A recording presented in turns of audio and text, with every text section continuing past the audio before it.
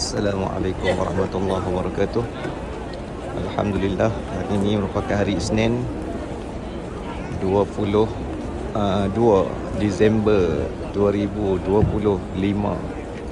Sekarang kita sedang berada di sahah dataran Masjidil Haram, di belakang Masjidil Haram, dan baru selesai menunaikan solat fardu zuhur. Jadi sekarang ada yang bergerak keluar untuk balik ke hotel dan balik ke tempat penginapan masing-masing. Di sebelah ni kita tengok tu Dar At-Tauhid. Dekat hujung tu Dar At-Tauhid. Tu Dar At-Tauhid. Sebelah Dar At-Tauhid ni merupakan hotel Mekah. Mekah Hotel. Yang di mana Mekah Hotel ni ada surau Sayyidina Abu Bakar As-Siddiq. Dan dikatakan dalam sejarah di surau tersebutlah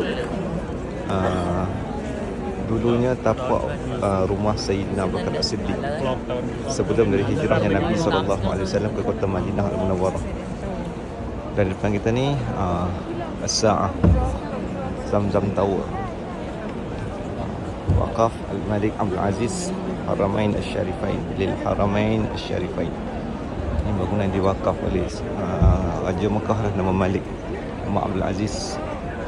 Dan di sebelah Burj Tower ni adalah Hotel Safwa. Safwa Hotel. Dan Safwa ni ada banyak, ada Safwa Orchid, ada Safwa lain lagi. Baik, kita layan dulu suasana Tanah Haram selepas zuhur.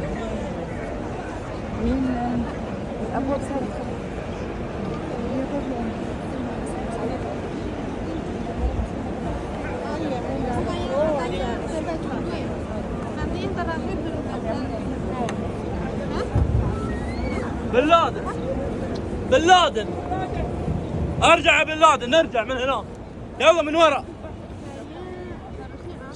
ارجع.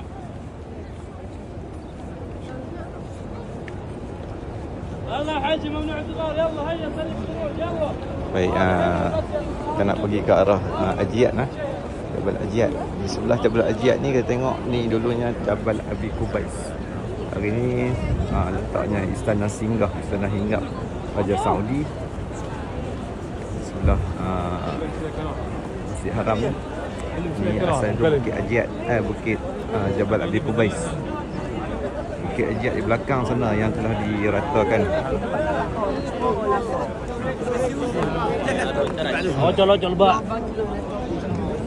Kita boleh berjumpa manusia di seluruh dunia.